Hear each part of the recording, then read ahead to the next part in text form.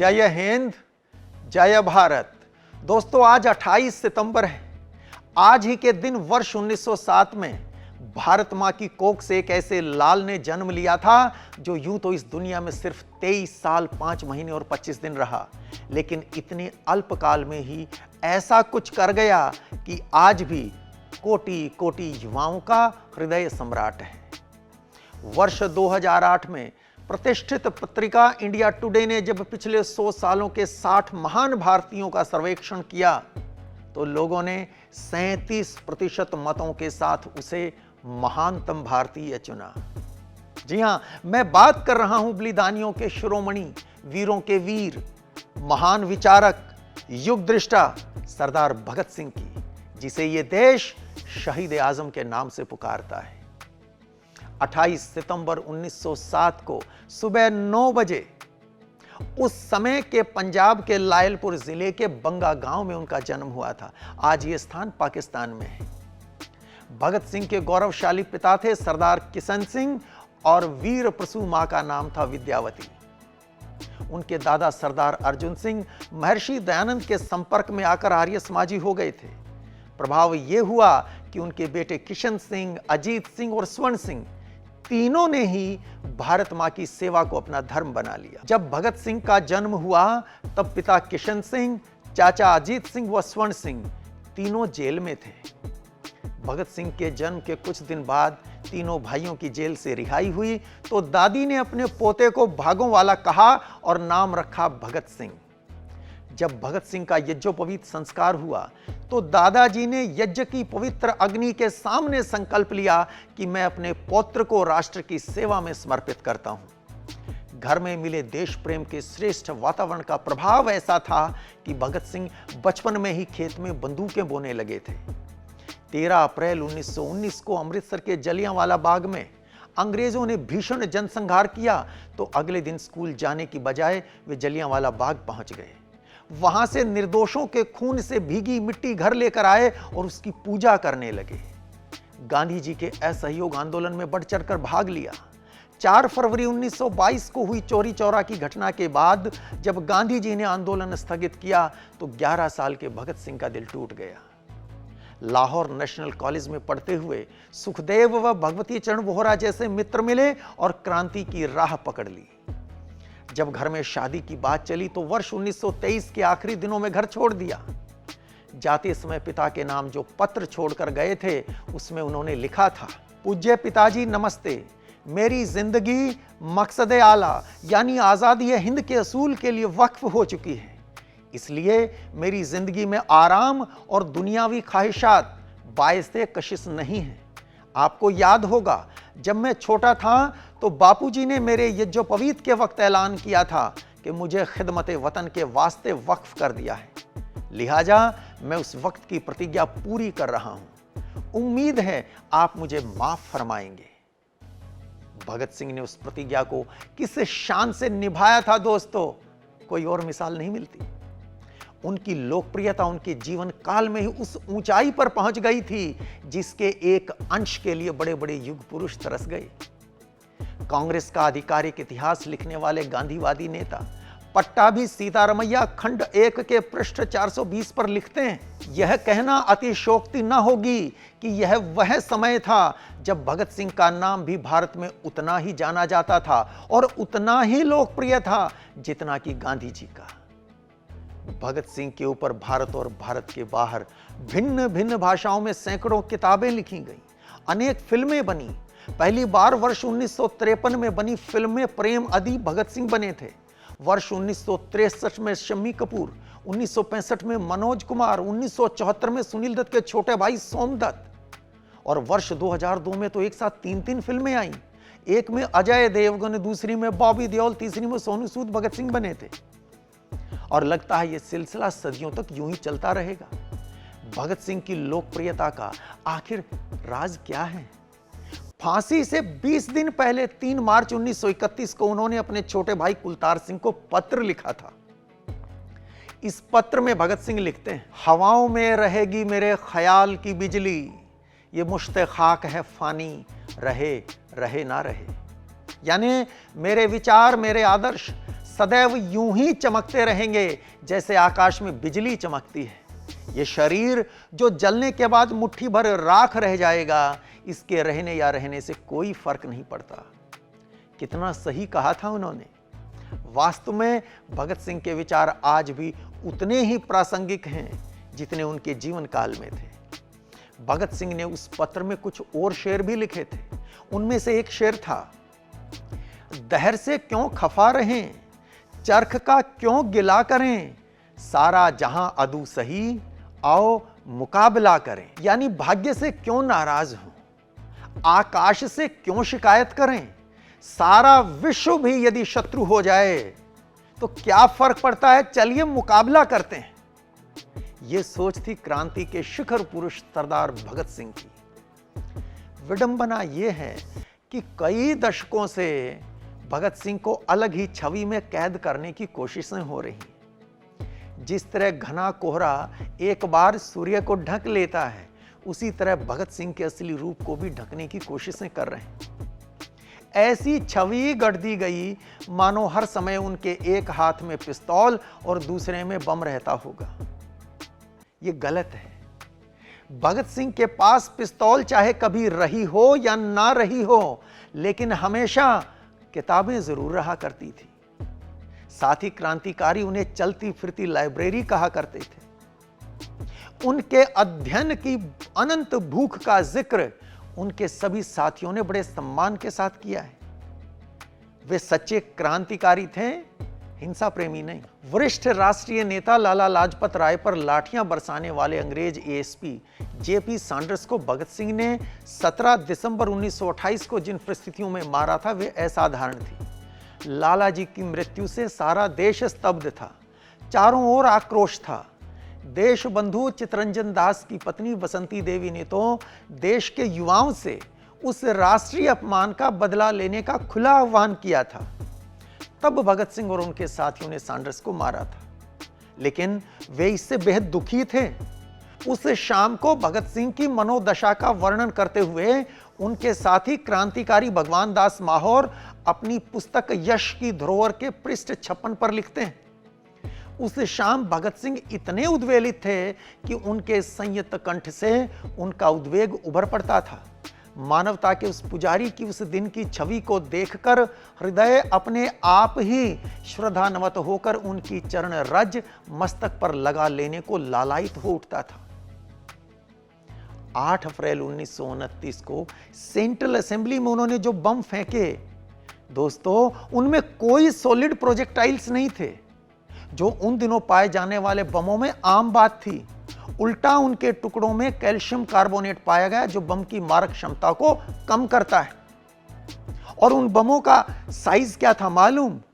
Internal size था सिर्फ 2.75 inch into 1.5 inch. और यह बात मैं नहीं कह रहा हूं, अंग्रेजों द्वारा चलाए गए मुकदमे के दौरान अदालत में यह बात साबित हुई है। नेशनल आर्काइव्स में वे सब फाइल्स आज भी सुरक्षित हैं। आप चाहें तो देख सकते हैं, पढ़ सकते हैं। और कहां फेंके गए थे वो बम? खाली जगह पर, जो इस बात का प्रमाण है कि उनका लक्ष्य किसी की जान लेना नहीं था। वे स्वयं लिखते हैं, हिंसा तभी न्यायोचित है जब किसी विकट आवश्यकता में उसका सहारा लिया जाए। अहिंसा सभी जन आंदोलनों का अनिवार्य सिद्धांत होना चाहिए। निसंदेह वे वीरों के वीर थे। मृत्यु का तनिक भी भय नहीं था उनको। वे हंसते हुए फांसी पर चढ़े थे। लेकिन भगत सिंह का परिचय, उनका व्यक्तित्व इससे भी बहुत बड़ा है। वे उच्च कोटि के विद्वान थे, विचारक थे, दार्शनिक और युग दृष्टा थे। वे मानवता के पुजारी थे। उनकी जेल डायरी में लिखा है, मैं मानव हूं और हर वह चीज जिससे मानवता प्रभावित होती हो उससे मेरा संबंध है। कुछ लोग भगत सिंह को कम्युनिस्ट बताते हैं। ऐसा कहने वाले तर्क देते हैं कि भगत सिंह अंतिम दिन लेनिन की जीवनी पढ़ रहे थे। बात ठीक है, लेकिन इतने भर से वे कम्युनिस्ट नहीं हो जाते। यह भी सही है कि उन दिनों अधिकांश युवाओं की तरह भगत सिंह भी साम्यवाद से प्रभावित थे। लेकिन उन्होंने स्वयं को समाजवादी बताया है। और यदि बात करें कि वे क्या पढ़ते थे, तो भगत सिंह विचारों की स्वतंत्रता के हिमायती थे और सब तरह के विचारों को सुनना और समझना चाहते थे।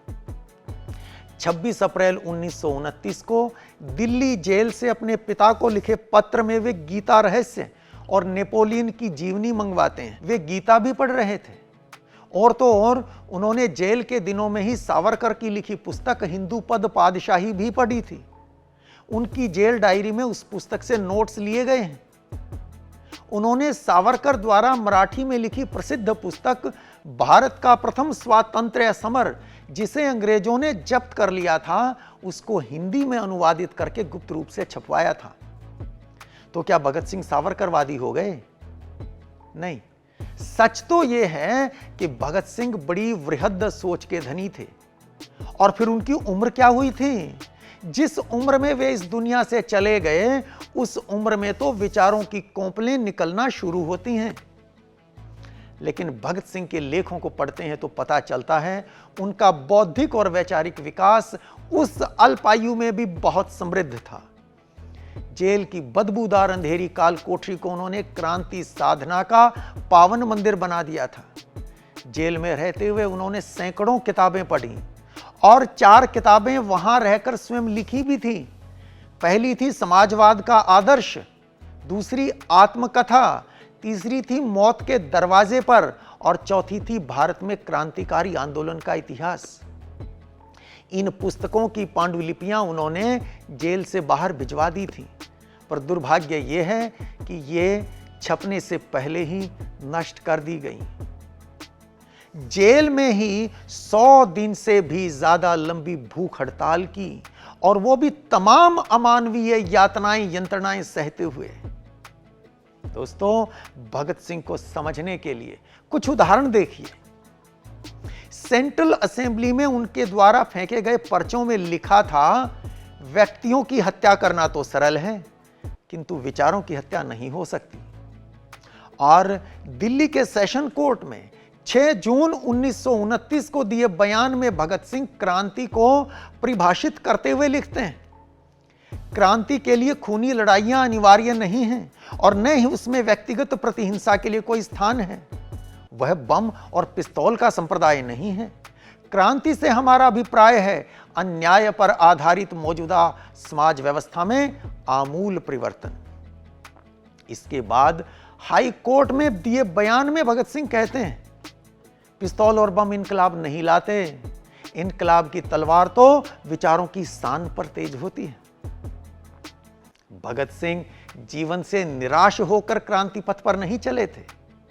व्यक्तिगत रूप से उनके जीवन में कोई कष्ट नहीं था, लेकिन वे मातृभूमि को कष्टों से मुक्त करने के लिए उस राह पर निकले थे। सुखदेव को लिखे एक पत्र में भगत सिंह लिखते हैं, मैं आशाओं और आकांक्षाओं से भरपूर जीवन की समस्त रंगीनियों से ओतप्रोत हूं, लेकिन वक्त आने पर मैं सब कुछ कुर्बान कर दूंगा।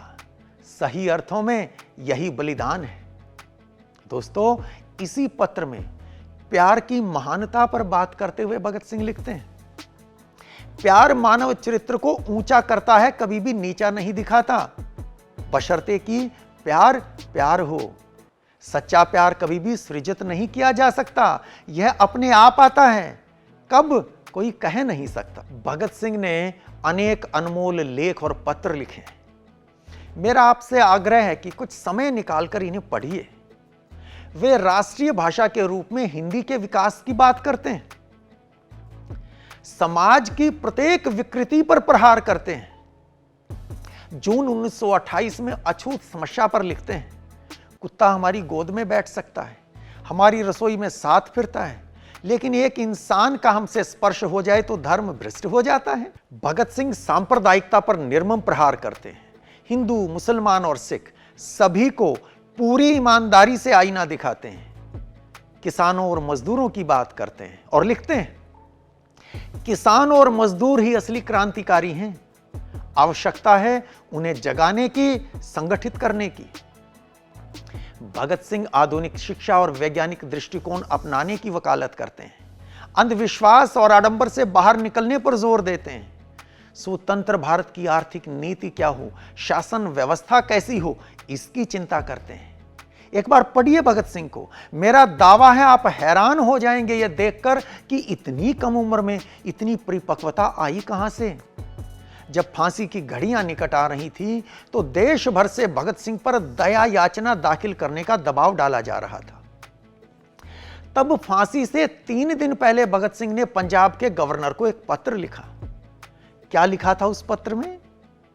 यह वो लड़ाई है जिसमें हमने प्रत्यक्ष रूप से भाग लिया है और हम अपने पर गर्व करते हैं। हम युद्धबंदी हैं, अतः आपसे हम मांग करते हैं कि हमारे साथ युद्धबंदियों जैसा ही व्यवहार किया जाए और हमें फांसी देने के बदले गोली से उड़ा दिया जाए।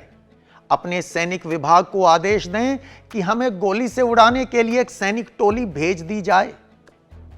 दोस्तों, ऐसी दया याचना विश्व के इतिहास में शायद ही कभी किसी ने दाखिल की होगी।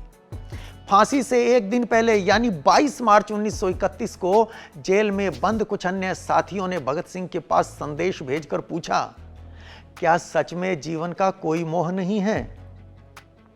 भगत सिंह ने उत्तर लिखकर भिजवाया था, मेरा नाम हिंदुस्तानी क्रांति का प्रतीक बन चुका है और क्रांतिकारी दल के आदर्शों और कुर्बानियों ने मुझे बहुत ऊंचा उठा दिया है, इतना ऊंचा कि जीवित रहने की स्थिति में इससे ऊंचा मैं हरगिज नहीं हो सकता। आज मेरी कमजोरियां जनता के सामने नहीं हैं। अगर मैं फांसी से बच गया तो वे जाहिर हो जाएंगी और क्रांति का प्रतीक चिन्ह मध्यम पड़ जाएगा या संभवतः मिट ही जाए। लेकिन दिलेराना ढंग से हंसते हंसते मेरे फांसी चढ़ने की सूरत में हिंदुस्तानी माताएं अपने बच्चों के भगत सिंह बनने की आरजू किया करेंगी। कितनी ईमानदारी है उनकी बात में। और इसी विश्वास के साथ 23 मार्च 1931 को शाम 7 बजे लाहौर सेंट्रल जेल में भगत सिंह अपने साथियों राजगुरु और सुखदेव के साथ फांसी चढ़कर अमर हो जाते हैं। फांसी से पहले उन्होंने वहां मौजूद अंग्रेज मैजिस्ट्रेट से कहा था, मिस्टर मैजिस्ट्रेट, आप भाग्यशाली हैं जो देख पा रहे हैं कि भारतीय क्रांतिकारी अपने आदर्श के लिए किस प्रकार मौत को गले लगाते हैं। दोस्तों, मां भारती के उस अनमोल लाल को सच्ची श्रद्धांजलि यही होगी कि उनके आदर्शों को आत्मसात करते हुए भारत के उत्थान के लिए और सकल मानवता के कल्याण के लिए अपने कर्तव्य को समझें और उस पथ पर चलने का सतत प्रयास करें। जय हिंद, जय भारत।